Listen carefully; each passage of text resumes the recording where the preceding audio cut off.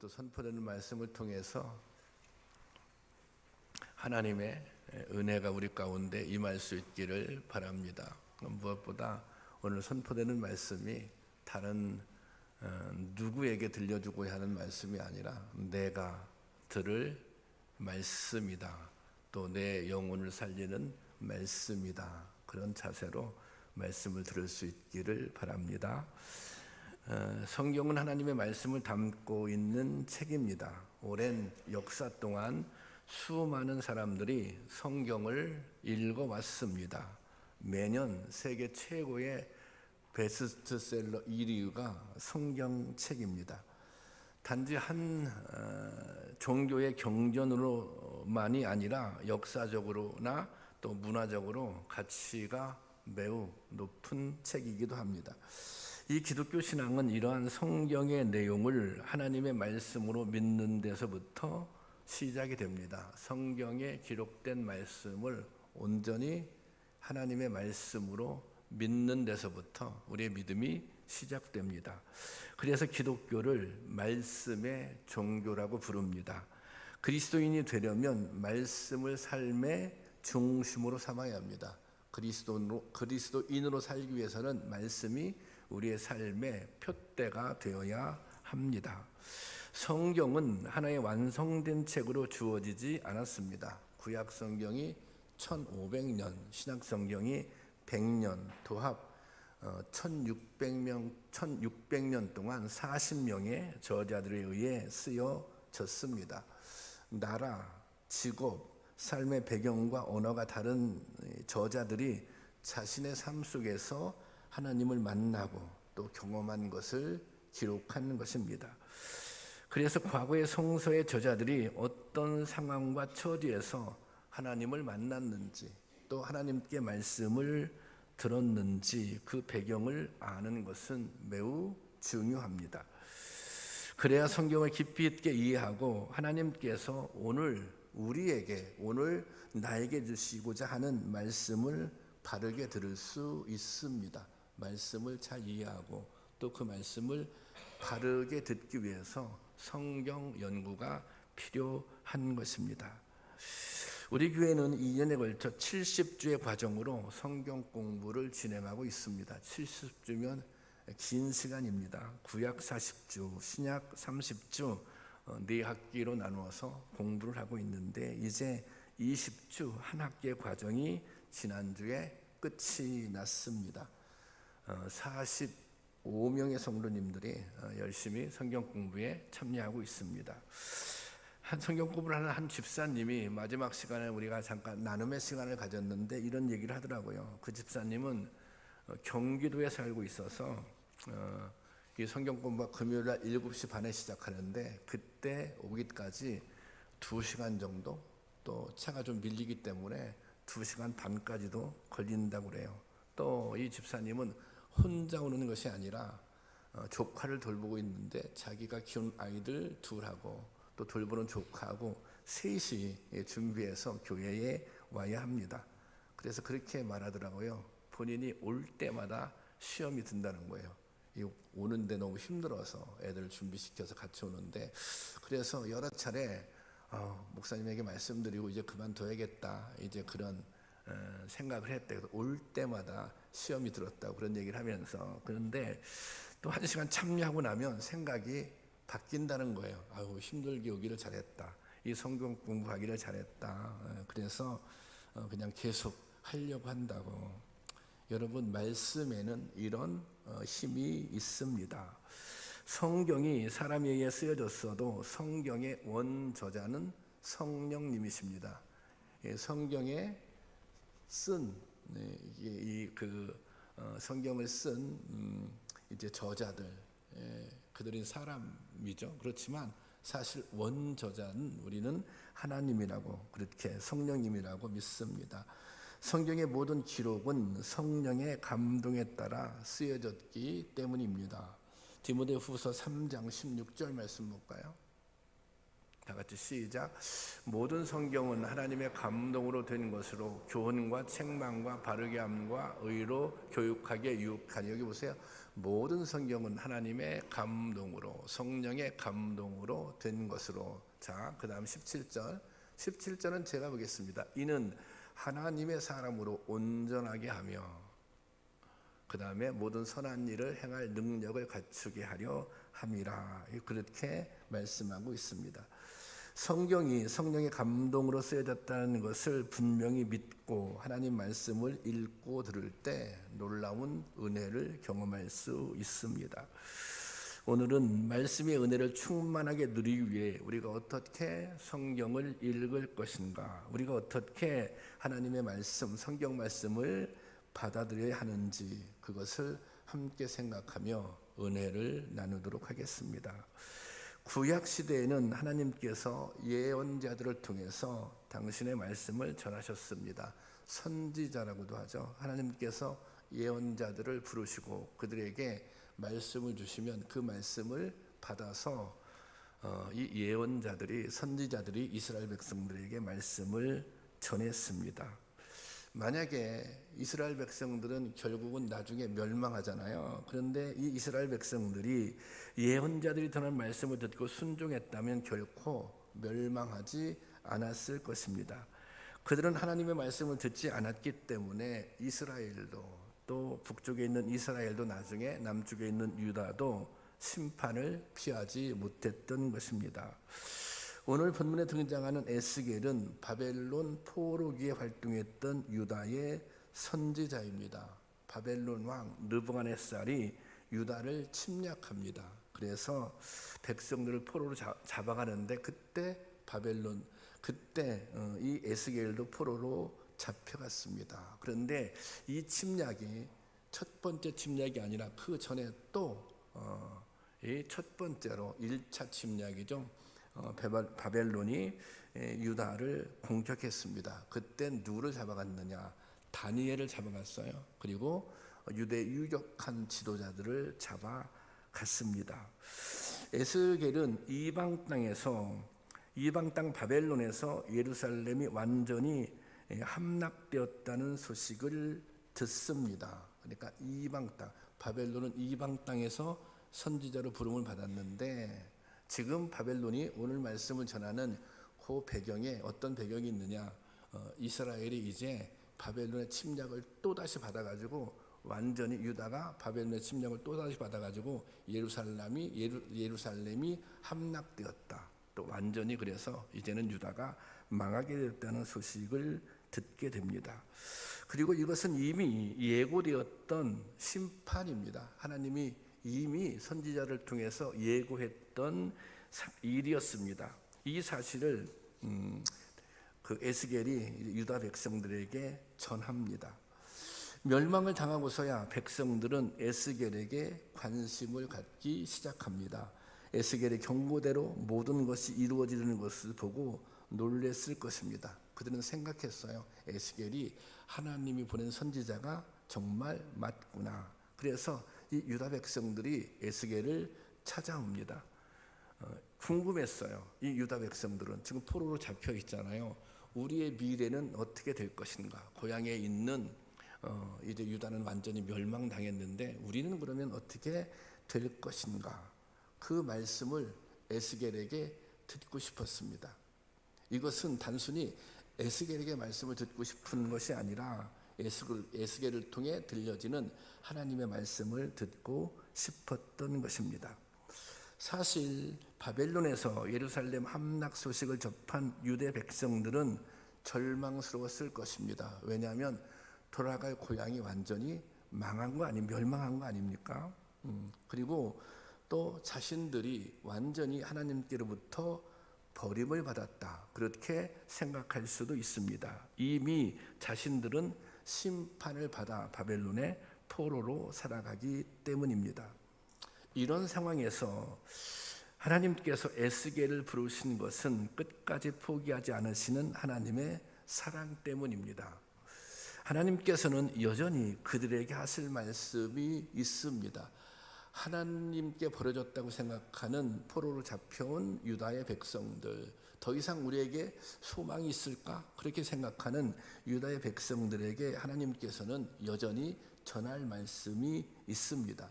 하나님께서는 그들에게 새로운 소망을 주고자 했던 것입니다.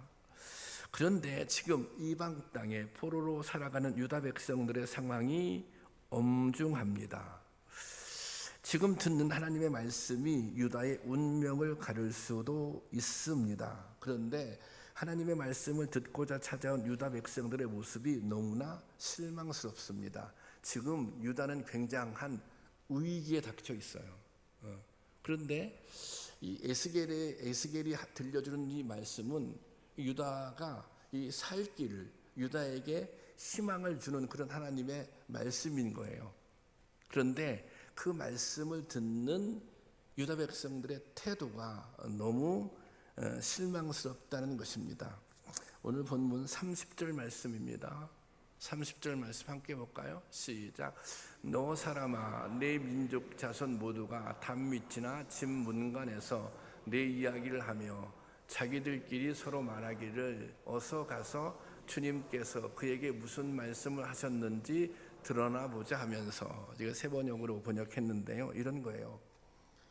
정말 간절하게 에스겔에게 가서 한번 하나님의 말씀을 들어보자, 그 말씀에 우리의 살 길이 있다, 이런 심적으로 말씀을 들어야 하는 것이 마땅한 거예요. 그런데 이 유다 백성들은 어떤 마음으로 그냥 한번 하나님이 어떤 말씀하는지 한번 들어보기나 하자, 그러니까 이런 심정으로 에스겔에게 나왔다는 것입니다.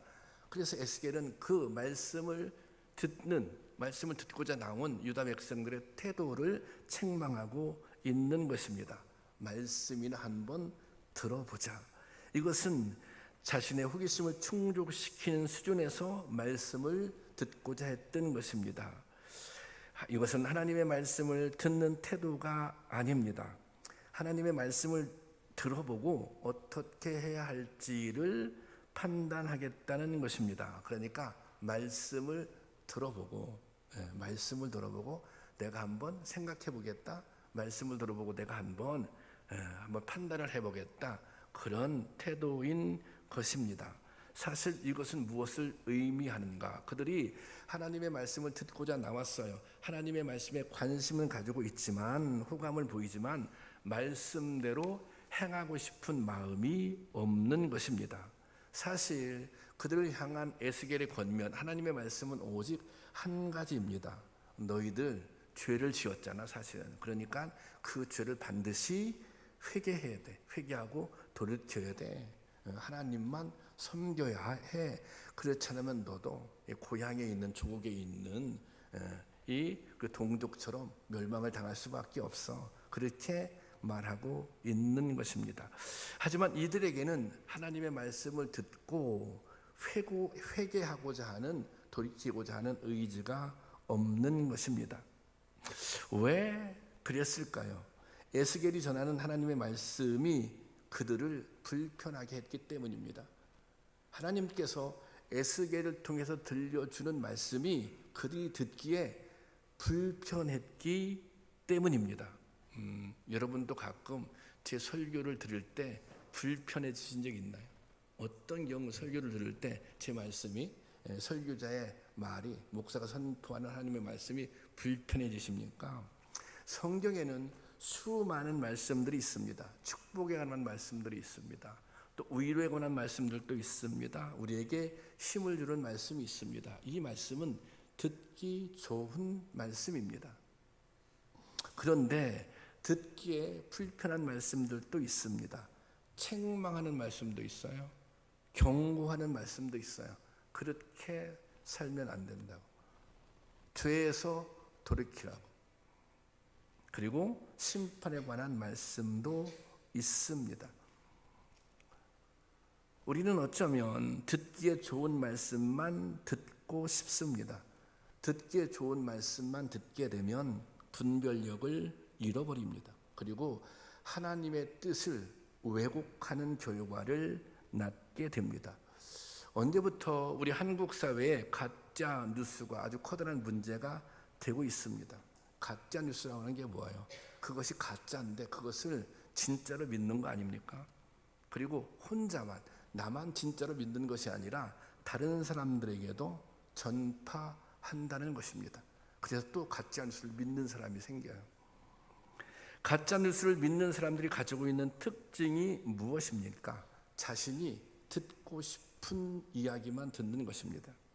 자신이 믿고 싶은 것만 믿는다는 것입니다. 그러니 판단을 잘 할 수가 없어요. 그러니 편향된 시각을 갖게 되는 것입니다. 세상도 잘못 보고 그리고 미래도 잘못 예측하게 되는 것입니다. 유다 백성들은 하나님의 말씀을 듣겠다고 나왔지만 정작 하나님의 말씀을 받아들이지 않았습니다. 왜 그렇습니까? 선지자의 말이 자신들의 기대와 어긋나고 있기 때문입니다. 자신들이 듣기에 불편한 말을 하고 있기 때문입니다. 그래서 귀로는 듣고 있어요. 하나님의 백성인 것처럼 귀로는 듣고 있지만 마음에는 거부하고 있는 것입니다. 그러니 말씀을 들어도 순종할 수 없었던 것입니다. 유다 백성들이 말씀을 듣고 순종하지 못하는 또 하나의 중요한 이유가 있습니다. 본문 31절 보겠습니다. 이건 제가 한번 읽어볼까요? 자, 보세요. 백성이 모이는 것 같이 내게 나오며 내 백성처럼 내 앞에 앉아서, 내 백성은 하나님의 백성처럼 내 앞에 앉아서 내 말을 들으나 그대로 행하지 아니하니, 하나님의 백성처럼 말씀을 들어요. 그런데 그렇지 행하지 않는 거예요. 이것을 그냥 다른 표현을 하면 하나님의 백성인 채 하는 거예요. 그냥 말씀을 듣는 채 하는 거예요. 그렇지만 말씀을 행하지 않죠. 듣는 채 하는데 그쳐요. 그 이유가 뭐예요? 이는 믿음으로는 사랑을 나타내어도, 이건 뭐예요? 믿음으로는 내가 하나님을 사랑합니다, 그렇게 말을 해도 마음에는 이익을 따른다는 거예요. 그래서 하나님의 말씀에 순종할 수 없다는 거예요. 이익 때문에 하나님의 말씀을 따를 수 없다는 것입니다. 내가 욕심 때문에 지금 하나님의 말씀을 따르면 손해볼 것 같아서, 이익 때문에 하나님의 말씀을 따를 수 없다는 것입니다. 그러니까 유다 백성들은 자신들이 손해보지 않는 법인 내에서, 자신들의 그 안정을 깨트리지 않는 법인 내에서 말씀을 듣고 싶어 했습니다. 이 유다 백성들은 하나님의 말씀보다는 자신의 이익이 먼저였다고 하는 것입니다. 하나님의 말씀을 들어서 그 말씀에 순종하는 그것이 나에게 이익이 되지 않는 것 같아. 그러면 그 말씀을 순종하지 않았다는 것입니다. 혹시 우리에게도 그런 모습이 있는 것은 아닙니까? 유다 백성들의 모습이 이중적이죠. 그들은 여기서 아까 입으로 사랑을 나타내어도, 이것은 뭐냐면 말씀에 호감을 표시하는 거예요. 우리가 말씀을 들으면서 아멘, 원래 아멘은 뜻이 뭐냐면 네, 그렇게 하겠습니다, 그런 뜻이거든요. 네, 순종하겠습니다, 그런 뜻이거든요. 아니, 겉으로는 말씀을 들으면서 고개를 끄덕거려요. 그 말씀이 옳다, 그 말씀이 맞다, 그 말씀이 하나님의 말씀이다. 그렇지만 그대로 말씀대로 행하고 싶은 마음은 없었던 것입니다. 왜냐하면 하나님보다 자신의 욕심을 채우는 것이 먼저였기 때문입니다. 여러분, 신앙은 우리에게 선택을 요구합니다. 그래서 이 선택이 단순한 선택이 아니라 결단을 요구할 때도 있습니다. 이걸 왜 결단이라고 합니까?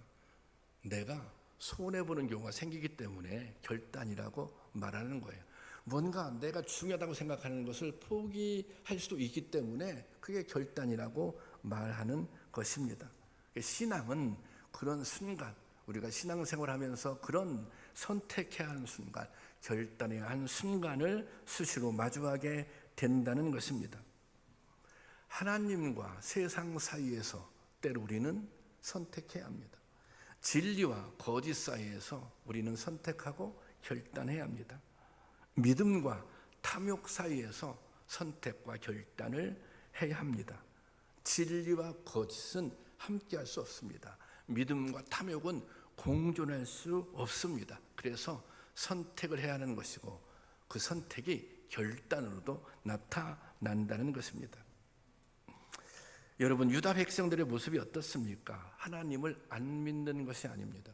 안 믿는 것은 아닙니다. 말씀을 안 듣는 것이 아닙니다. 말씀을 듣고 이해를 못하는 것이 아닙니다. 그렇지만 그들은 오직 하나님을 믿기는 하지만 오직 하나님만을 섬길 수는 없는 것입니다. 신앙생활을 안 하는 것은 아니나 욕심을 포기할 수는 없었던 것입니다. 말씀을 듣고 이해는 했으나 그 말씀에 순종할 수는 없었던 것입니다. 믿음은 적당히 순종하고 적당히 하나님을 신뢰하는 것이 아닙니다. 이 적당이라고 하는 말에는 상당한 위험성이 있습니다. 나의 이해관계에 따라 언제든지 신앙을 저버릴 수 있기 때문입니다. 우리도 말씀을 들을 때 이런 생각을 합니다. 말씀이 옳기는 하지만 어떻게 그렇게까지 할 수 있어? 그렇게까지 해야 하나? 부득이하면 형편에 따라 못할 수도 있는 것이지, 그런 생각을 합니다.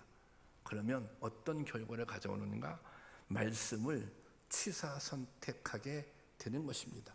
나중에는 정말 내가 듣기 좋은 말만, 오히려 자기의 불신앙을 합리화시키는 수단으로 말씀을 사용하게 된다는 것입니다.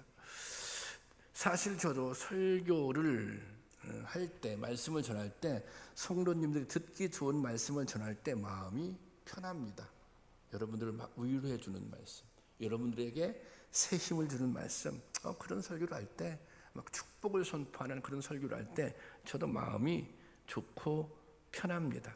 그렇다고 목사가 성도님들이 듣기 좋은 말씀만 전한다면 그것은 좋은 목사가 아닌 것입니다. 성도들이 듣기 좋은 말만 전한다면 성도들을 바른 길로 이끌 수 없기 때문입니다.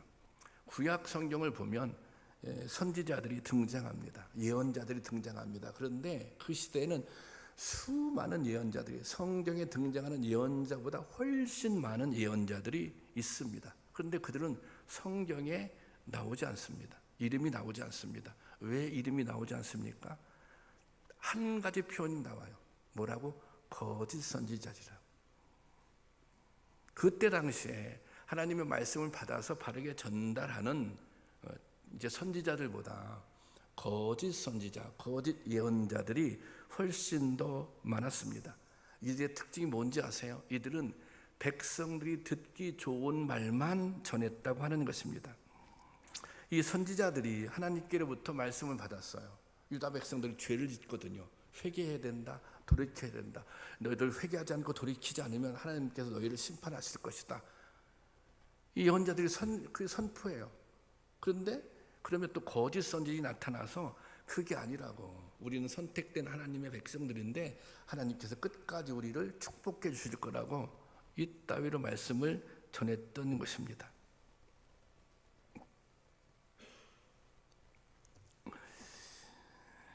이 거짓 선지자들은 하나님의 뜻을 왜곡합니다. 하나님의 말씀을 마치 왜곡해서 가짜 뉴스처럼, 가짜 뉴스가 뭡니까? 이 거짓을 진짜처럼 말하는 거 아니에요?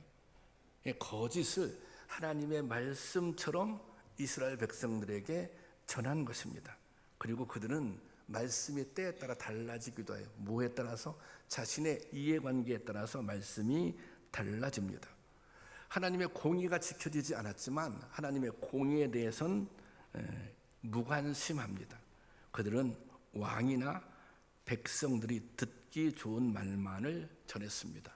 그래서 이 거짓 선지자들이 유다가 멸망하는데, 이스라엘이 멸망하는데 사실은 일조를 하고 앞장섰던 것입니다. 저는 오늘 우리에게 성경 공부가 필요한 중요한 이유 중에 하나, 우리가 성경을 깊이 있게 이해해야 하는 이유 중에 하나가 말씀을 잘 들을 수 있는 분별력이 필요하기 때문입니다. 오늘날 한국 사회에서도 한국 교회에서도 하나님의 말씀을 가장한 거짓 선동들이 난무하고 있습니다. 그것이 하나님의 말씀이라고 하지만 그것은 정말 거짓이거든요. 거짓을 가장해서 하나님의 말씀이라고 하나님의 뜻이라고 선포하는 그런 거짓 선지자들이 존재하죠. 그리고 그들이 성도들을 그리고 한국 교회를 한국 사회를 미혹하고 있기 때문입니다. 그래서 우리에게 하나님의 말씀을 잘 들을 수 있는 분별력이 필요한 것입니다. 여러분, 오늘 에스겔을 통해 하나님은 우리의 믿음을 꿰뚫어 보여주십니다. 유대인들의 모습은 바로 우리의 모습이 아닙니까? 말씀은 호기심으로 듣는 것이 아닙니다. 한번 드러나 볼까? 믿음은 내가 듣기 좋은 대로 취사 선택하는 것이 아닙니다. 여러분, 우리는 하나님 앞에서 부족한 모습들이 있습니다. 여러분, 그 누구도 나는 하나님 앞에서 완벽하다, 난 말씀에 온전히 순종하며 살고 있다, 그렇게 말할 수 있는 분이 있습니까? 우리가 죄를 지을 때도 있습니다. 그럴 때 회개하라고 하는 하나님의 말씀이 들려야 하는 것입니다. 우리가 교만하게 행할 때도 있습니다. 그럴 때 겸손해지라는 주의 말씀이 들려야 하는 것입니다. 우리가 위선적인 모습을 보이며 살 때도 있습니다. 그럴 때 진실하게 행하라고 하는 주님의 말씀이 들려야 하는 것입니다. 그것이 나에게 불편할지라도 그 말씀이 들려져야 죄의 길로 가지 않는 거예요. 심판의 길로 가지 않는 것입니다. 여러분, 나에게 듣기에 불편한 말씀도 하나님의 음성으로 은혜로 들려질 수 있기를 주님의 이름으로 축원합니다. 또 에스겔은 말씀을 듣는 유다 백성들의 잘못된 태도를 이렇게 지적하고 있습니다. 32절 말씀 세 번역으로 올려놨는데요. 함께 보겠습니다. 시작. 그들은 너를 악기를 잘 다루고 듣기 좋은 목소리로 사랑의 노래나 부르는 가수쯤으로 생각한다. 그래서 그들은 내가 하는 말을 듣기만 할 뿐 그 말에 복종하지는 않는다. 자, 이게 지금 에스겔이 하나님께로부터 받아서 말씀을 전하고 있어요. 하나님의 말씀이에요. 그런데 지금 이 말씀을 듣는 유다 백성들은 듣기 좋은 목소리로 사랑의 노래나 부르는 가수쯤으로 생각한다는 것입니다. 그러니까 마치 감각적이고 세속적인 사랑의 노래처럼 말씀을 들었던 것입니다. 예언자가 하나님의 뜻을 알려주었지만 그들은 그 심각성을 깨닫지 못했습니다. 이 말씀, 에스겔 선지자가 들려주는 이 말씀이 자신의 운명을, 자신의 미래를 결정지을 말씀인데도 그 말씀을 그냥 흘려버리는 것입니다. 선지자를 한 사람의 감정이나 도두는 노래하는 사람 정도로 취급한 것입니다. 여러분들이 무슨 중병에 걸려서 병원에 갔어요. 그럼 의사가 처방을 해주잖아요. 그 의사가 처방을 해주면 어떻게 합니까? 그것이 살 길이라고 생각하니 의사의 처방대로 따르잖아요. 뭔가 그들이 살 길을 찾기 위해서 하나님께로 나왔어요. 그리고 하나님께서 말씀해 주세요. 여기는 선택의 여지가 없는 거예요. 이 말씀이 내가 들을 만하니 듣고 불편하니 안 듣고 그런 선택의 여지가 없는 것입니다. 그런데 유다 백성들은 하나님 말씀을 지금 그럴 상황이 아닌데 그렇게 받아들이고 있는 것입니다. 유다가 멸망한 것은 하나님의 말씀을 듣지 못했기 때문이 아닙니다. 그들은 말씀을 들었습니다. 호감을 가지고 관심을 가지고 심지어 고개를 끄덕이며 들었습니다. 하지만 그 말씀을 듣고 그냥 흘려 보냈던 것입니다. 하나님이 원하시는 것은 말씀을 듣고 돌이키는 것입니다. 하나님이 원하시는 것은 말씀을 듣고 영적인 각성이 일어나는 것입니다. 그런데 그렇지 않았다는 것입니다. 야고보 사도는 말씀을 듣는 태도에 대하여 이렇게 권면합니다. 야고보서 1장 21절 말씀입니다. 함께 보겠습니다. 그러므로 모든 더러운 것과 넘치는 악을 내어버리고 너의 영혼을 능히 구원할 바 말씀을 온유함으로 받으라. 여기 보세요. 내 영혼을 구원할 바, 이게 뭐예요? 하나님의 말씀이에요. 마음에 심어진 말씀을 이미 들은 말씀이에요. 들은 말씀을 뭐라고 얘기하고 있냐면 온유함으로 받으라. 말씀을 온유함으로 받으라는 거예요. 너의 영혼을 구원할 말씀을 온유함으로 받으라는 것입니다. 온유함은 무엇인가? 온유함은 겸손하고 순종하는 마음을 뜻합니다. 말씀을 받을 때 순종해야지. 그리고 여기 말씀을 야고보 사도가 들어라 이렇게 얘기하지 않고 말씀을 받아라 그렇게 얘기합니다. 이것은 말씀을 단지 귀로 듣지 말고 온 몸으로 온 마음으로 말씀을 받아들이라고 하는 것입니다. 말씀을 받으라고 하는 것은 무엇인가? 말씀을 온 마음으로 받아서 온 삶으로 받아서 그 말씀을 삶에 적용하고 실천하라는 것입니다. 여러분, 신앙생활을 오래 해도 변화가 없는 것은 듣기만 해서 그렇습니다. 여러분 듣잖아요. 설교 많이 듣잖아요. 근데 변화가 없어요. 왜 변화가 없어요? 듣기만 하면 변화가 없는 것입니다. 말씀을 듣고 그 말씀이 머리에만 남아있으면 소용이 없습니다. 들은 말씀이 가슴으로 내려와야 됩니다. 말씀이 가슴으로 내려오게 될 때 그 가슴이 뜨거워질 것입니다. 그러면 그 뜨거운 힘으로 우리의 몸을 움직이게 하는 것입니다. 그 말씀대로 살게 하는 것입니다. 이것이 성령 충만입니다. 오늘날 성도들은 원하기만 하면 언제든지 수많은 설교를 들을 수 있습니다. 하지만 설교를 듣는 데서 그치면 아무런 소용이 없습니다. 유익이 없습니다. 설교는 유행가처럼 그냥 듣고 감상하는 것이 아닙니다. 설교는 듣고 감상하는 것이 아니라 마음에 새기고 그리고 그 다음 실천해야 합니다. 그 말씀을 다 실천하지 못하더라도 실천하기 위해서 애쓰고 노력하고 부족하면 더욱더 하나님의 도우심을 간구하고 성령의 능력을 간구하며 그렇게 살려고 분투하는 것, 그것이 믿음의 길인 것입니다. 말씀대로 살아보아야 말씀의 능력, 말씀의 진가를 알 수 있는 것입니다. 오늘 우리들의 수많은 문제는 말씀대로 행하지 않는 데 있는 것입니다. 몰라서 못하는 것이 아니라 알면서도 행하지 못하는 경우가 허다합니다. 서로 사랑해라, 섬겨라, 판단하지 마라, 겸손해라, 악한 말을 하지 마라. 이게 우리가 모르는 내용입니까? 이 말씀을 우리가 이해하지 못합니까? 다 알고 있습니다. 다 이해하고 있습니다.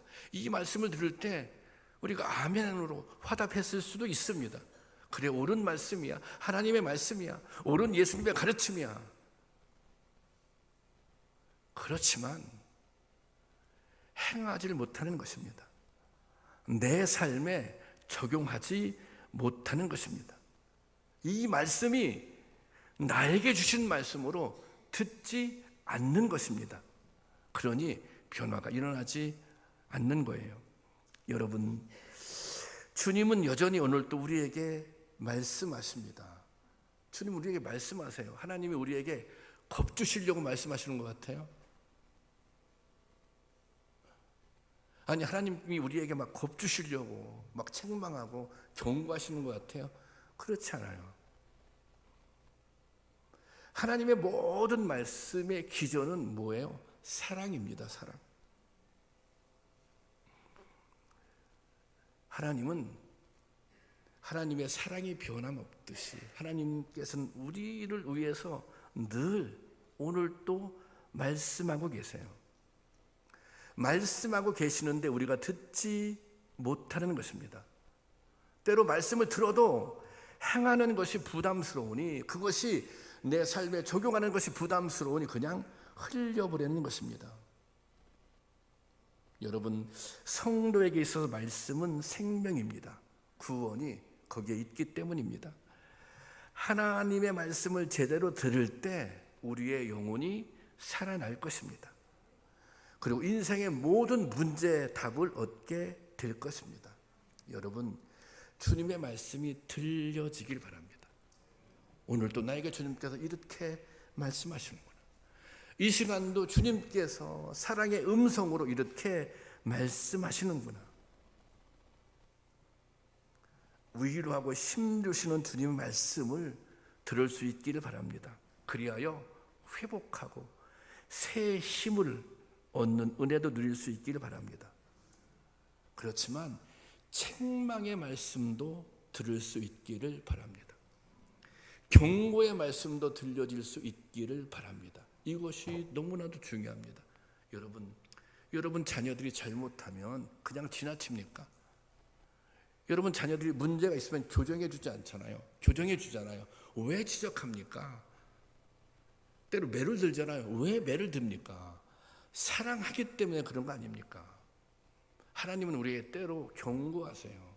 때로 책망하세요. 왜 경고하세요? 왜 책망하세요? 그 길로 가면 구원이 없는 거예요.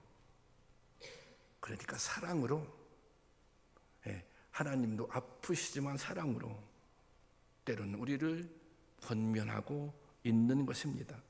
그래서 여러분이 하나님께서 말씀하시는 이 책망의 말씀도 들을 수 있기를 바랍니다. 그리하여 회개하고 돌이키는 역사가 있기를 바랍니다. 여러분, 모든 말씀을 마음으로 받아 순종할 수 있기를 바랍니다. 말씀은 정말 능력입니다. 말씀의 능력은 듣고 행할 때 나타나는 것입니다. 행함이 있는 믿음이 오늘 우리를 살리고 나를 살리고 교회를 살리는 것입니다. 교회의 힘이 어디서 나옵니까? 성도의 힘이 어디서 나옵니까? 말씀의 힘이 어디서 나옵니까? 그것은 말씀에 순종할 때, 들은 말씀, 깨달은 말씀을 내 삶에 적용할 때 그 순간부터 하나님의 역사가 나타나는 것입니다. 하나님께서 나에게 들려지는 말씀으로 들려지고, 그 말씀이 나에게 들려지는 말씀으로 듣고, 내가 그 말씀을 때로는 힘들고 어렵지만 불편하지만 그 말씀에 순종하기 위해서 발걸음을 옮기는 그 순간부터 하나님의 역사가 시작됩니다. 말씀의 능력이 나타나는 것입니다. 그런 능력을 경험하며 살 수 있는 우리가 될 수 있기를 주님의 이름으로 축원합니다.